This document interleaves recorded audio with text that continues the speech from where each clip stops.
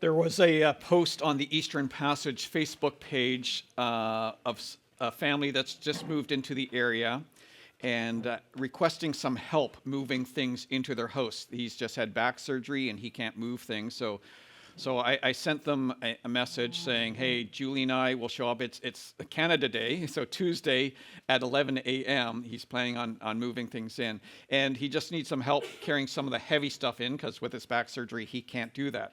So Julie and I are going to do that. If there's some other guys that would be willing to help come and carry some of the bigger, heavier stuff, my guess is it will only take an hour. He said there's not a whole lot of stuff there and just we need to move in the big stuff. So if you're willing to do that on Canada Day at 11 o'clock, I just think it'd be kind of neat if a bunch of people from Explore Church showed up and just helped out. It's kind of just a neat way to serve our community. If you're available and interested in doing that, if you could just let me know today before you leave, that would be helpful. And then I can let him know if we have enough people showing up or not. So yeah, let me know if that's something that you're interested in. Okay. The other thing is, if you've been missing any of this First Peter series, I recommend you go back and start watching some of the videos because they all build on each passage. So I encourage you to go back. Mark's got them all posted up there from chapter 1 to chapter 2, and this week we're still in chapter 2. But go back and watch the previous 2 weeks, and that will lay a foundation for the rest of what we're dealing in the coming weeks as well. You can watch it on YouTube. You can go to our website, which is explorechurch.ca. Click on the videos link, and it should be right there. And you can watch them on YouTube. And yeah. All right. Why don't I pray? Father, you are here. You're actually in this room because there's no place you're not. You're omnipresent. And so, Father, your Spirit, you are here right now. You see everyone sitting in these chairs. You know what everyone's been going through. You know the challenges that we face. You know the doubts that we struggle with. And yet, Lord, I pray that despite our dysfunction, would you just help us sense your presence here? Would you reveal yourself to us in some way today? Would you speak to us? Would you speak through your word, through the music? And Lord, may this be a time worthwhile, a time well spent. And so, Father, yeah, speak through your word today. Encourage and build us up today. In Jesus' name I pray. Amen. We all operate on a basic premise, a basic belief system that we've grown up with. It's a faulty belief system, but it's a belief system that we think is actually valid, that we think is accurate, and that's why we base our whole lives on this. And it goes like this: those who fail deserve to be blamed and condemned, and they are unworthy of the full expression of our love. Do you get that? Those who fail are unworthy, they deserve to be blamed and condemned, and they are unworthy of our love because they need to get some sort of consequence from us. And so they can't receive the full expression of our love. They need to get some sort of punishment. And what we do is we are constantly evaluating people. We are constantly holding a measuring stick up to people saying, do you measure up or do you fail to measure up? Do you meet my expectations or do you fail to meet my expectations? And if you fail to meet my expectations, then I have a right to judge you and to condemn you for your failures. Do you resonate with that? Do you do that? All the time. We do it perpetually. We don't even think about it. We judge everyone. Are you measuring up? Are you making me feel loved the way I want to be loved? Are you respecting me the way that I want to respect it? Are you affirming me the way that I want to be affirmed? And if you don't, then you are not a safe person, and I need to protect myself from you, and I need to judge you and condemn you in some sort of way. And you know what? We are incessant judges. We just keep judging people relentlessly. And how many relationships have you had in the past that have just been shattered because That person didn't meet your expectations in some way. They let you down. They betrayed you. And as a result, they are no longer worthy of love. They are not deserving of me. And they do deserve my condemnation. They do deserve me to judge and put them down in some way. This is especially true when that person is someone who is in authority over you. When it's someone who maybe has a little bit more power than you, and if they don't treat you then in a way that you feel is right, if you feel it's abusive, whether it's the government, an employer, or some other structural institution, when that person doesn't affirm us or respect us or love us the way that we think we should be treated, then we have this sense that I have a right to complain. And I have a right to talk about them behind their back. I've got a right to devalue them. I've got a right to disobey them. I can defy them in some way. I mean, this has really been brought to light in our culture, right? Especially through the COVID years. How do we respond to a government that we feel isn't necessarily doing things the way we think they should be done? And how do we talk about that government? And how do we respond to that government? And I think it's very easy for us, especially when it comes to things like government, is as soon as someone gets into a position, almost in our minds, they instantly become a failure. Isn't that the way we almost handle it in Canada? As soon as someone gets into a government position, we immediately start complaining about how they're doing things. And we keep diminishing them. We keep lowering them and talking and joking about them or just getting frustrated with them. I think I've mentioned to you here before, Barb Adams, our MLA in the community here, she was fully engaged in the community before she entered into politics. And she was being really affirmed. But the moment she became a politician, the moment she got elected into office, suddenly she became the worst enemy of people, right? And she's just like, it changed overnight, she said. It just changed like that. People's perspective of me changed like that. Now suddenly I was untrustworthy. I was sort of got evil motives. And I was like, she said, yeah, it was very interesting. So just because as soon as I got into that position, suddenly I became a target. And, this is one of the challenges we want to work through today is what should our perspective be? When Peter is writing to the people in the letter of 1 Peter, he is writing to people who are being persecuted for their faith. And it's not just from peers. It was also from maybe their city's governing council, or maybe it was the religious leaders of that area, or maybe it was the Roman government.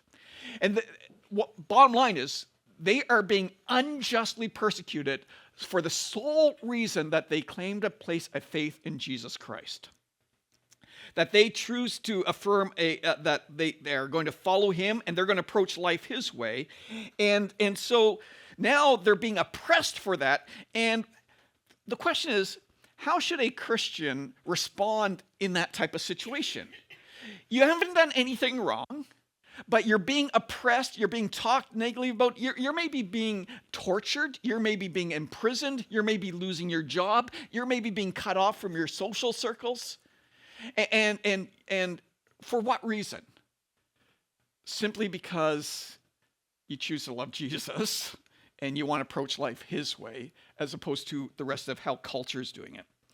And so the question is, as now believers, do they have a sort of a moral justification to rebel against the government and to rebel against the structures that are set in place, the systems of authority that's set in place? Do they say, hey, I'm no longer of this world. I'm now a citizen of heaven. I now follow Jesus. Jesus is my king, and I don't have to listen to you anymore.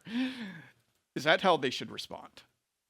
And so Peter is going to write them because They were of the mindset of saying, hey, I'm being treated unjustly, then I should be able to react however unjustly I want to react. If they're going to treat me unjustly, I can treat them unjustly. If they're going to attack me, then I can attack them. Eye for an eye sort of thing. And there was a sort of an understanding that respect must be earned. What do you think about that? Does respect need to be earned? And if someone is not respectable, then you don't need to respect them. What's your thoughts? I did have a person, a Christian. He had been Christian for many years. He was part of a leadership team of one of the churches I was at. And he had this perspective. Respect has to be earned. So guess how he viewed people that didn't measure up to him? He had some tensions. He had a lot of relationship tensions, because if someone doesn't measure up, then they are not worthy of respect. And you can then disrespect them. So Peter is going to write to these people that are struggling with these issues, and how do you relate to people when you're being unjustly persecuted? How do you respond? And so Peter, as we would understand, inspired by the Holy Spirit, writes a response, and his thinking on this is a little bit shocking. It's a little bit countercultural. So it's probably different than what your natural response is. And that's why he writes it, because if it was our natural response, he wouldn't have had to tell us to have a different perspective. But he's writing to our natural perspective, saying your natural perspective, your natural response to people who are oppressing you is not necessarily the godly response. So listen to what he says in 1 Peter chapter 2, verse 11. He says, "Dear friends, I write you as strangers and exiles." Again, remember, he's writing to people who, spiritually speaking, are now adopted into God's family. They belong to God. They're considered a citizen of heaven. But now, as citizens of heaven whose loyalty is to God the King, and who are now, though, living in a world that is opposed to God the King. This world is opposed to God's values. It's opposed to God's approaches. And typically, they'll always tend to rise up against anything that has to do with God, authentic God. And so what's happening is these people, Peter's saying, hey, I get it. You're like foreigners or strangers in a foreign land. Even though they were born there, even though they grew up there, now they've got a different identity, a different sense of who they are, a different loyalty. And they're now trying to approach life in this culture in a different way that goes against how the rest of the culture is doing it. And the rest of the culture's not going to be overly favorable about that. The rest of the culture is actually hating them for their stance, for who they are now. So he says, as strangers and exiles, abstain from the sinful desires that wage war against your soul. He's saying, guys, when you're in this situation where you're being persecuted, you're being oppressed, it's easy for your sin nature to rise to the surface and for you to fight back, for you to get what you think you deserve, for you to attack those who are attacking you, to put down those who are putting you down. It says that's your natural sinful tendency. But he says, try to abstain from that. Restrain yourself from doing what comes naturally. And he goes on, he says, conduct yourselves honorably among the Gentiles. That's anyone who's not a Jew. But when he's talking about Gentiles, the Gentiles in that culture were people that were worshiping the pagan gods. They were worshiping the Greek gods, the Roman gods, and Aphrodite, Athena, all those. And they would have temples, shrines, and you'd go and bring sacrifice to it. They'd have temple prostitutes. They had all this sort of stuff. He says,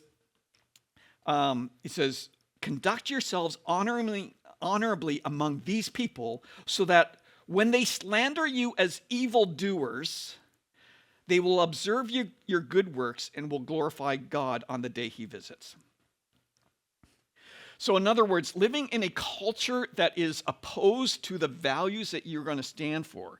And if you choose to embrace a relationship with Jesus, you need to understand, not everyone's going to be happy and thrilled for you. People will actually be opposed to you. I've shared with you before, I had a good friend who, the moment he became a Christian, his entire family disowned him, wanted nothing to do with him, because he came from a Jewish background, and they felt that he was totally betraying their entire Jewish heritage, when in fact he was actually fulfilling their entire Jewish heritage. But they didn't see it that way. They saw it as a betrayal, so they cut him off completely. And so it's easy in that type of scenario to cave to the pressure. It's easy to give in. And it's easy then just to let the sin nature rise and start removing that restraint. And Peter tells us, resist. Stop doing what your sinful self wants to do and how it wants to respond. In fact, conduct yourself in such a way that they have no cause to slander you at all. They have no cause to say anything negative about you. Because if you, under persecution, still treat them in an honorable, respectful way, then what can they possibly say to you? How can they actually call you evil when you're still loving them in the midst of what? But if you start rising up and doing evil back, oh, look what they've done. And so what Peter is saying is, if you're going to be persecuted for the right reasons. Don't be persecuted for doing evil. There were some misunderstandings about the Christians of the day. They were actually, get a load of this, they were considered cannibals, and they were considered atheists. Isn't that kind of strange? That's how Christians were perceived, and that's why they're called evildoers. Because it was spread around that sometimes these Christians, they do this little feast, and they eat somebody's body, and they drink their blood. Right? We actually do that every month here at Explore Church, right? We eat someone's body, and we drink their blood. Well, symbolically. Jesus, when he broke at the Last Supper, broke the bread and said, "This is a picture of my body, which is going to be broken of you. When you eat it, do it in remembrance of me." And he took the cup of wine. He says, "This cup of wine is a picture of my blood that's going to be shed for you. And so whenever you drink of it, just remember, I died for you." So we're eating someone's body and we're drinking someone's blood. That's all the culture heard. And then they were considered atheists. Why were they considered atheists? An atheist is someone who says God does not exist. They were considered atheists because they did not believe the gods existed. They did not affirm the Roman deities and the Greek deities. And because they denied the existence of the deities, they were considered atheists. But they're mostly considered atheists because they denied that Caesar was God. The Apostle John, he was thrown onto a prison island, the Patmos, because he would not acknowledge that Domitian, the Emperor Domitian, was God in human form. John was an atheist. And so because of that, culture was opposed to him, because the rest of the culture embraced these concepts of the Roman and Greek deities and all these sorts of things. But Peter tells him, despite the accusations, live in such an honorable and respectful way that when Jesus Christ returns and we all stand before him and we have to give account for our lives, that they will have to look and confess to God that actually these people, they were right. And they did not do evil. And in fact, in the face of persecution, they still showed love and respect. They didn't retaliate in defiant, violent, or destructive ways. And so Peter is saying here, guys, there's going to be a time when we do all stand before God. And we're going to have to give an account to how we've lived in relationship with him in this world. And all the people who said, what you Christ followers are doing is evil, they're going to say, actually it wasn't. Actually, that was the real deal. That was the real thing. And so Peter goes on, he says this. So, in verse 13, submit to every human authority because of the Lord, whether to the emperor as the supreme authority, or to the governors as those sent out by him to punish those who do what's evil and praise those that do what is good. For it is God's will that you silence the ignorance of foolish people by doing good. Submit as free people, not using your freedom as a cover-up for evil, but as as God's slaves, in other words, people who are saying, all I can do is what God wants me to do. That's all I'm going to do. He's my master. He's my Lord. I'm following his lead. Whatever God directs me to do, I'm doing that. In a sense, I'm a slave to God, but in a good way, because a slave to God is one who gets life, who gets peace, who gets joy, who gets purpose, who bears fruit, has all those sorts of things. So he says, honor everyone, love the brothers and sisters. So he's talking about the church there. Fear God, honor the emperor. So it talks, submit to every authority. And again, understand that our view of submission in our culture is not God's view of submission in the Bible.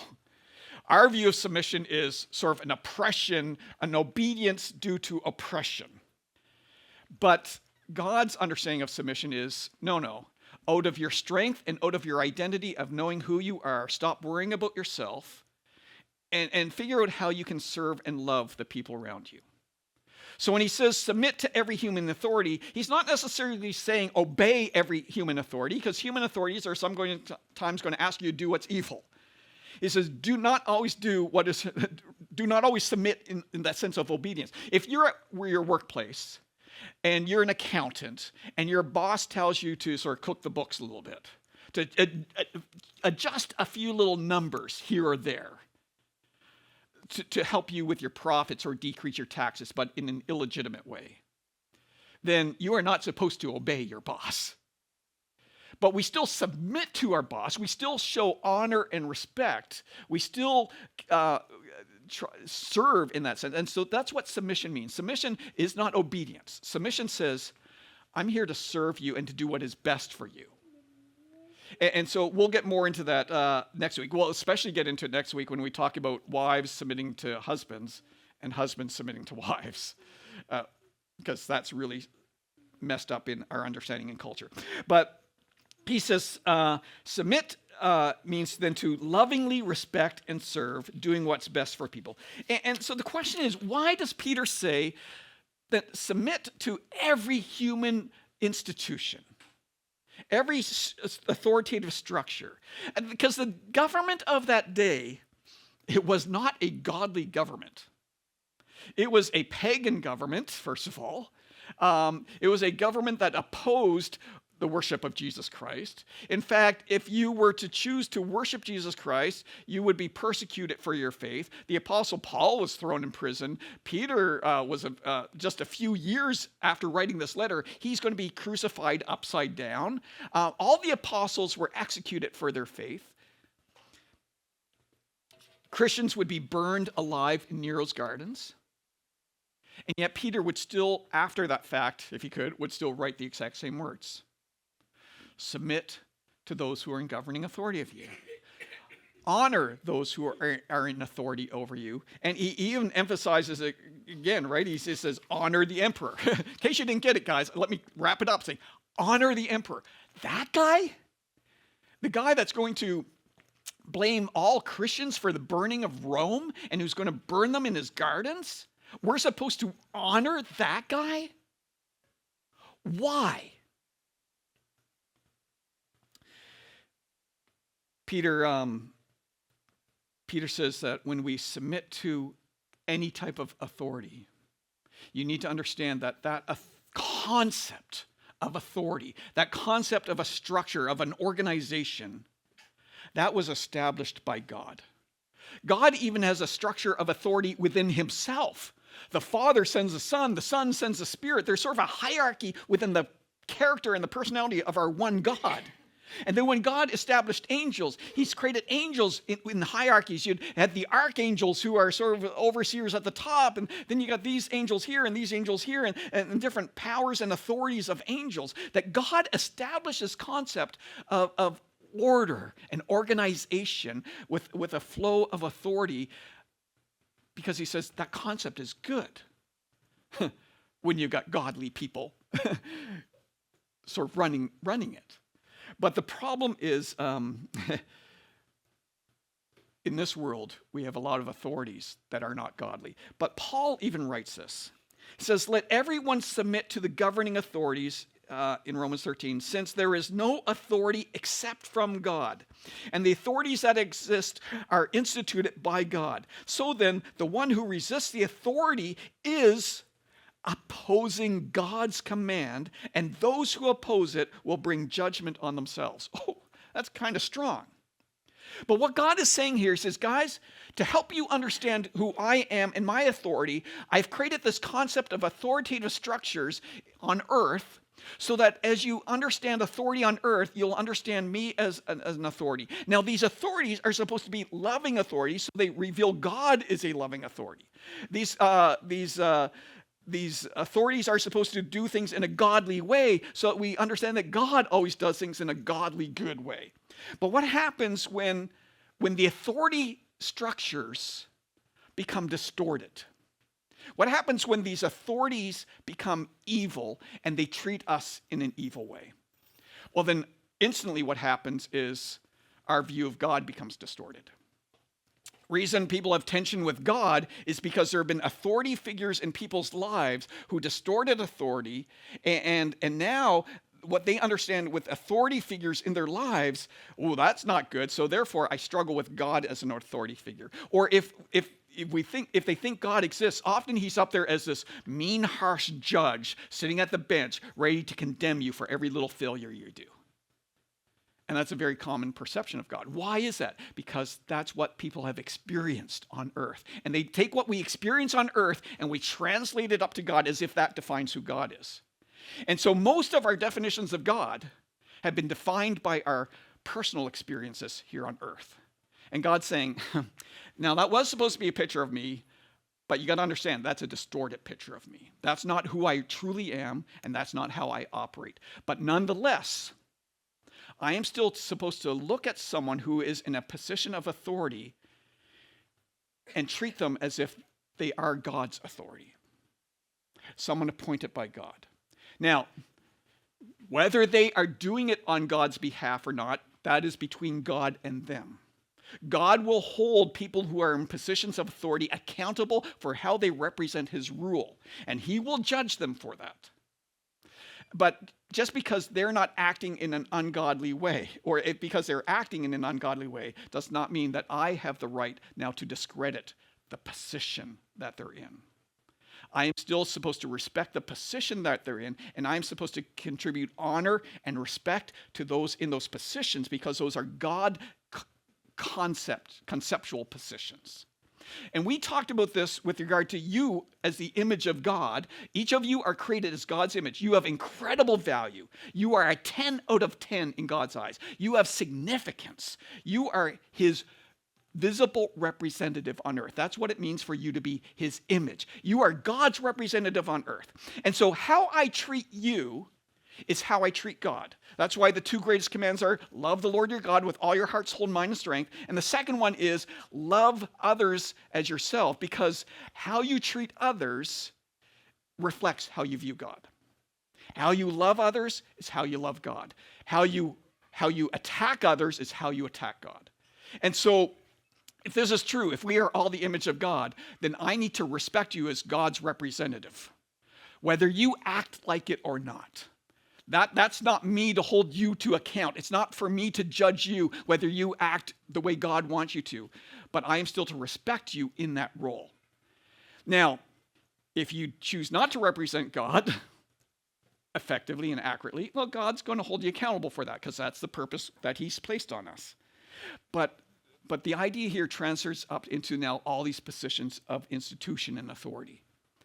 How I treat the Prime Minister of Canada and how I convey my thoughts and attitudes towards him is what I'm conveying to God.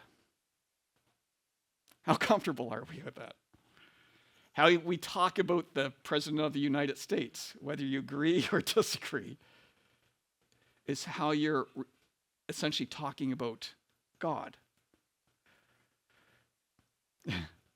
And it's kind of interesting. Donald Trump will sometimes he'll argue the point. I'm here by the authority of God. Well, in the sense that's true. Now, he'd also have to affirm that for Joe Biden and for Obama and all these other people that were in office, which I'm not sure he'd be comfortable doing.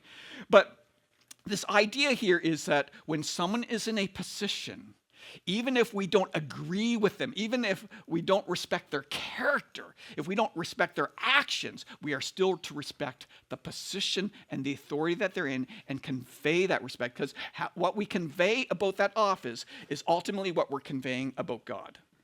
That's what God's telling us. Will that then change how I talk about anyone in authority? Now, we're talking about the emperor, or we're talking about the president or the prime minister. But it goes on a little bit further. He goes on, he says in 1 Peter 2:18, he says, household slaves, submit to your masters. He goes on, he says like this, with all reverence, respect, not only to the good and gentle ones, but also to the cruel. Now, I don't think very many of you here are probably slaves with masters.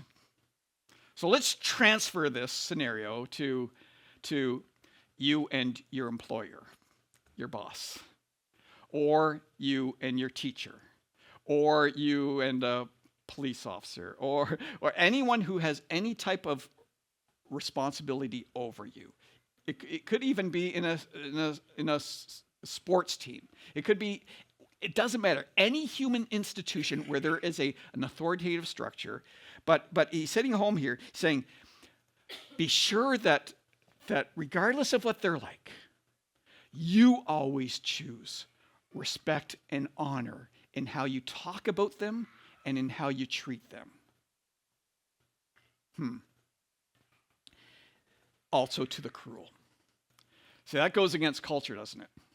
We live in a culture that says if someone treats you not in a way that you feel is right, then I have a right to speak against them. I have a right to criticize them. I've got a right to condemn them. I've got a right to diminish their value. I have a right because this is how they treated me, and I'm just going to throw it right back at them. And God's saying, yeah, that's what the ungodly do. But the problem here is that what's happening now is you are letting them and their actions and their behaviors define you.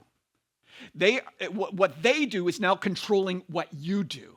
Just because they treat you evil, now that evokes in you an evil reaction. God's saying, you don't have to operate that way. They can do evil towards you, but that's just something that they've done. Now, it's going to hurt, it's going to be unpleasant, and there's going to be ramifications for that, but it doesn't necessarily have to change how you choose to relate to them. So if you got a boss who's sort of cutting you down, who's not praising you, who's not affirming what you've done, how do you react to that person? Well, it's not saying you can't go through proper channels to address issues. It's not saying that you can't speak to people about things. In Canada, we've got laws that saying if our government's doing something we don't like, we can protest. There are legal things that we can do, but we are always called to do it in a way that shows honor and respect to the position that they are in. And that guys, the reason God says this, he says, anyone who's in a leadership position, it's already hard enough. Being in a leadership role, everyone has expectations on you. And everyone has different expectations on you. Even a group of this size, each of you would have a different expectation on who I should be as a pastor in this church and how I should do things and how I should operate. And again, how effective am I going to be at meeting everyone's expectations? Right? But we do that with everyone who's in a leadership role. If you've been in leadership, you get it. You understand that there have been times when you didn't even know other people's expectations. So you couldn't live up to them. But even if you did know them, you still can't meet everyone's expectations. So the question is, when someone doesn't meet your expectations, are you just going to be quick to judge and condemn? Or are you going to understand leadership is hard, and maybe what they need is Maybe I can come along and be a voice of encouragement and support. There have been times when we've had people that are incredibly grumpy, put it politely, antagonistic, people who would just speak negatively about us or about the church, and how do we respond? And there's been a few times where that's happened. You know what we chose to do? We're just going to come along and love those people. And in fact, instead of running away and protecting ourselves from that person, we're going to go and we're just going to start serving that person. And what's been fascinating, there's been numerous times where there was a complete 180 change in that person. We were just in a conversation with someone in the last couple of weeks where they were concerned about the behaviors of another family. And say, like, we're really concerned for the kids, we're really concerned about that family, and what should we do about that? And my response is, there's not a whole lot you can do from a standoff position of looking at them and judging them for their failures and condemning them, because these are some embedded patterns. There's not a whole lot you can do from a distance. I said, if you really care and you want to have an impact, then lean into their lives. Have them over for supper so they get to see how you relate with your kids and how you do things. Lean in and start serving and building. So, oh yeah, I'm not prepared to do that. And literally, I said, no, I'm not willing to do that. I said, oh, because that's what we'll try and do. In fact, like, now that you've even shared this sort of scenario that's going on, we're going to try and lean into that family a bit more and encourage and build them up. You see, sometimes the solution is not to condemn and judge, but to actually honor and respect. And that's essentially what Peter is saying here is, guys, so even if you're a slave in a cruel household, don't just do good even when the slave master is around. Do good behind his back. And there are biblical examples of this. Joseph was sold into slavery by his brothers. And Joseph was then sold off to this human trafficking caravan that took him from Israel all the way to Egypt. And Joseph is now a slave in an Egyptian ruler's house. And yet what happened there was he rose up in prominence in that household to become that person's sort of right-hand man. Potiphar's right-hand man. And as a result, like, he did not get there because he stayed there grumbling as a slave, resenting his brothers, resenting being Egypt, resenting his slave master. What he actually did was he served and honored in a respectful way his slave master. As a result, his slave master kept promoting him until he became sort of the head over his household. Now, everything went kind of screwy there, not because of Joseph's fault, but Joseph ends up back in prison, and he's back in prison. And in prison, you'd think he would have a right to complain about the injustice he's experiencing over and over again. But he doesn't do that. He responds in a respectful, loving way, an honorable way, and as a result, he rises in authority within the prison system. He's still a prisoner, but now he's got positions of responsibility there. And then eventually, he gets called out of that, and he gets called into Pharaoh's presence.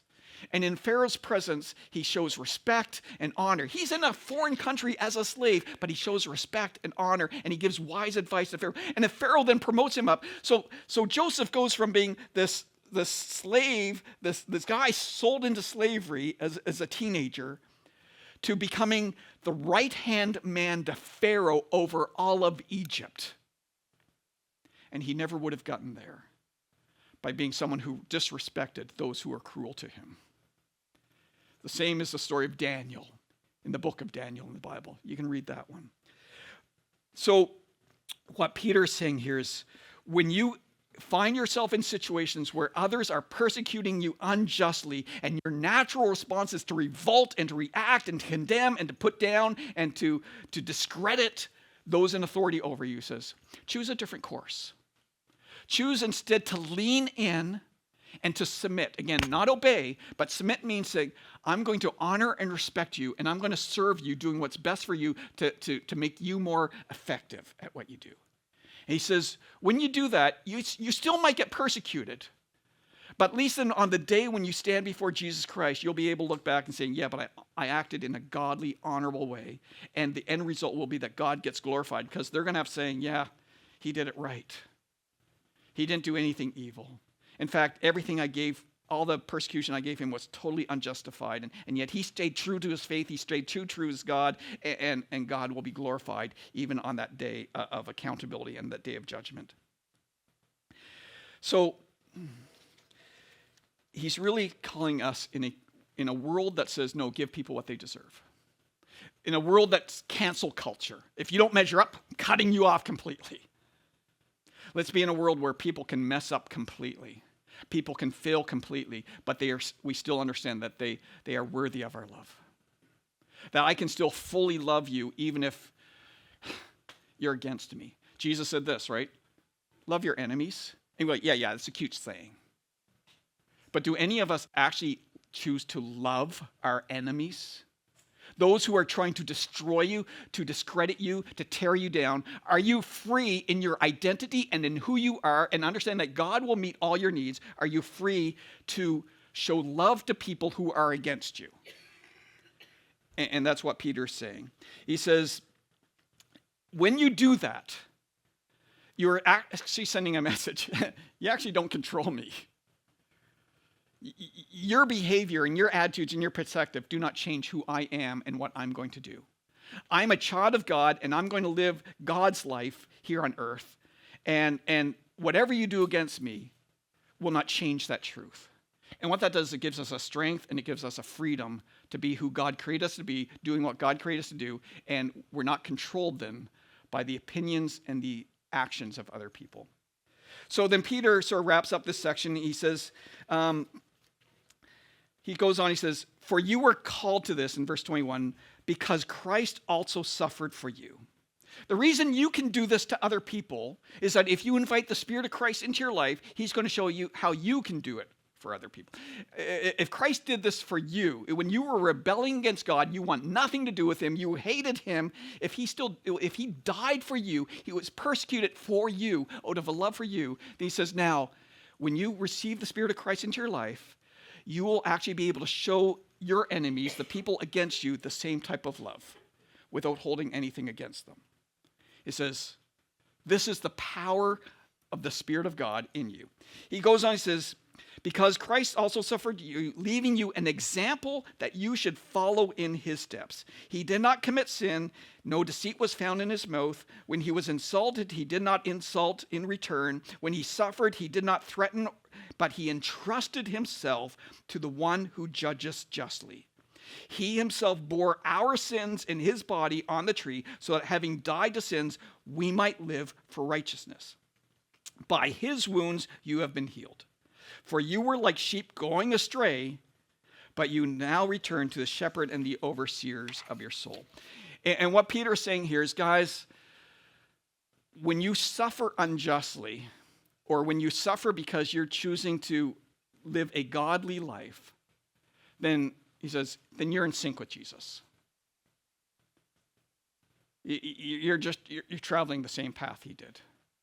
And that's an okay path. Value faithfulness over survival. Choose to live the life of Christ out practically through your life, and not return back into this world's approach, this world's way of handling things, saying, no, I don't belong to that anymore. I belong to this. And I'm going to allow Christ to live through me how he lived on the earth back then. He wants to live through me now, and I will live that out. You know, I can only do that. I can only do that if I actually trust that there's a God who is actually going to judge. If I don't trust there's going to be a God who's judge, then I feel compelled to judge. Every time I judge you, it's because I'm actually not trusting God to be the judge. But if I actually trust that God is the judge and God will hold everything accountable, then that takes the pressure off me to have to judge you. I don't need to give you what I think you deserve. And you don't need to give me what you think I deserve. Oh, that'd be terrible. The idea here is, because I know that God is judge, then judging is not my responsibility. It's not my weight to carry. It's not my burden, because you know that when you start judging people, it's a heavy weight. It robs you of joy. It robs you of peace. It pulls you down. But if judging people isn't my job, then I also don't need to condemn you. And so even when you do stuff against me, I don't need to judge you. I don't need to condemn you. In fact, I am free to love you even as my enemy. I'm free to do what's best for you. Now, what's best for you is not necessarily to let you keep getting away with it. If there's abusive stuff going on, we don't let that continue. That's not the loving thing to do. We draw healthy boundaries, but for the sake of what is best for the whole situation. We don't pull away. We don't avoid. We throw ourselves in. We don't run away from chaos. We run to chaos to bring God's loving care and order into that chaos. And when people are going to speak against you, well, they're doing that out of their hurt. When people are attacking you, they're doing that out of their hurt. Instead of just being hurt back into it, he says, bring Jesus into it. Bring Jesus' approach into it. Let Jesus do what Jesus does best. He loves his enemies. He loves you even though you've been against him. He died for you even though you've been against him your whole life. So it's transformational.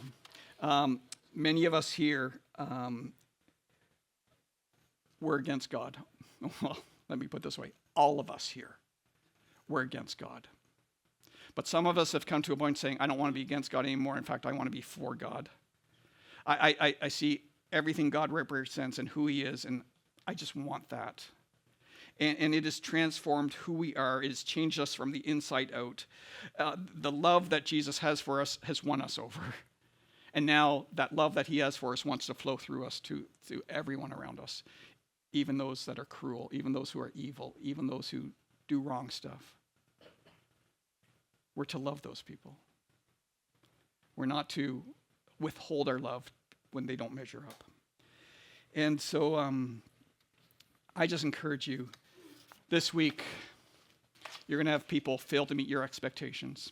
Some of those are going to be people in positions of authority, and you're going to want to defy, you're going to want to speak negatively about your boss to other people. And Jesus saying, yeah, let's approach things a little differently. And let's see if this different approach has a different impact. Let's see if it actually transforms lives. And but to do that, I really have to trust my life into God's hands, saying, okay, God, I'm not in control here. I'll trust you'll meet my needs. I trust you'll take care of me. I'll trust you have got a good future for me. And free me now just to love and to serve the people around me. Father, I struggle with this. My selfishness wants everything to be about me.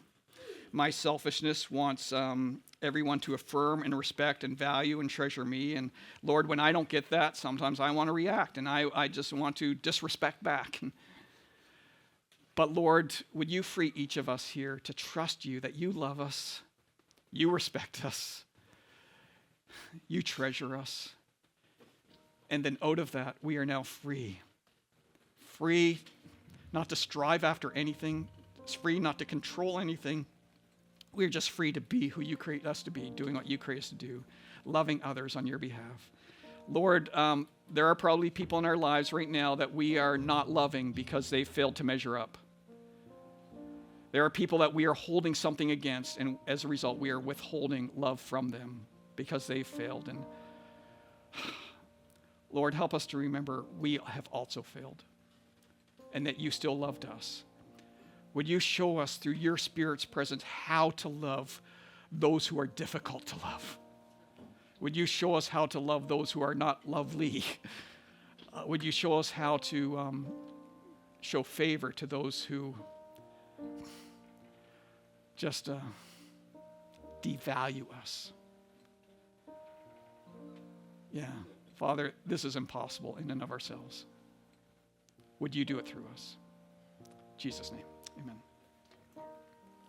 If you want, you're welcome.